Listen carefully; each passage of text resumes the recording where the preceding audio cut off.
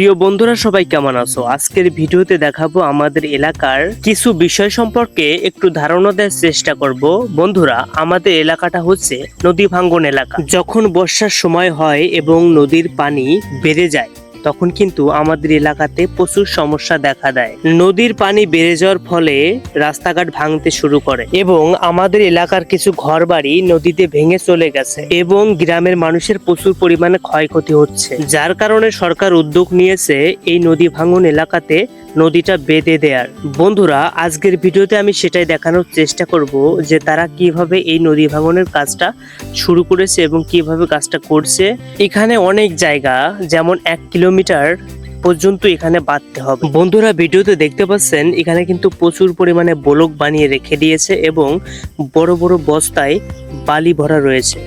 এখানে হাজার হাজার ব্লক বানিয়ে রেখে দিয়েছে, কারণ এই ব্লকের সাহায্যে এবং যে বস্তাগুলো ভরা রয়েছে তার সাহায্যে কিন্তু তারা এই নদী ভাঙনটা বাঁধবে। দেখা যাচ্ছে এখানে তারা অনেক প্রযুক্তি খাটিয়েছে, যেটা না করলে হয়তো সম্ভব হতো না। এই ব্লক ব্যবহার করে যদি নদী একবার বাঁধা হয় তাহলে দ্বিতীয়বার এটা কিন্তু আর নষ্ট হবে না এবং এটা অনেকদিন টেকসই থাকে। তবে সরকার যদি এই কাজটা ভালো মতো করে দেয় তাহলে আমাদের এলাকার খুবই ভালো হবে। বন্ধুরা, কত দূর থেকে কত দূর পর্যন্ত দেখুন নদীটা বাঁধছে এবং এটা কিভাবে বাঁধছে সেটাই আপনাদেরকে একটু দেখানোর চেষ্টা করব।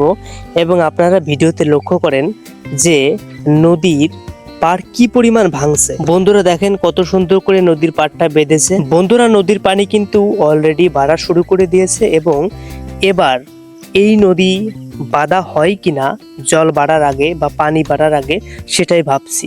আসলে যদি পানি বাড়ার আগে এটা বাঁধা না শেষ হয় তাহলে কিন্তু অনেক সমস্যায় পড়ে যাবে, কারণ আমাদের এই রাস্তার সাইডে কিছু বাড়ি আছে যেগুলো কিন্তু এবার হয়তো পানি বাড়লে বাড়িটা অবশ্যই ভেঙে যেতে পারে। এজন্য ভাবছি আসলে পানি বাড়ার আগে যদি কাজটা শেষ হয়ে যেত তাহলে অনেক ভালো হতো।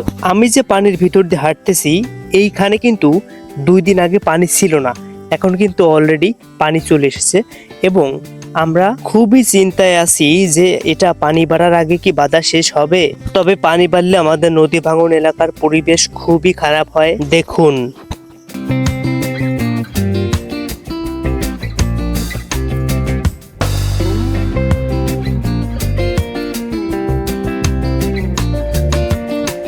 বন্ধুরা, নদীর পার বাঁধার সময় কিন্তু এখানে স্নান করার জন্য কিন্তু ঘাট বানিয়ে দিয়েছে, যেটা খুবই সুন্দর হয়েছে এবং অনেক মজবুত। বন্ধুরা, ভিডিওটি ভালো লাগলে অবশ্যই চ্যানেলটি সাবস্ক্রাইব করে দিবেন।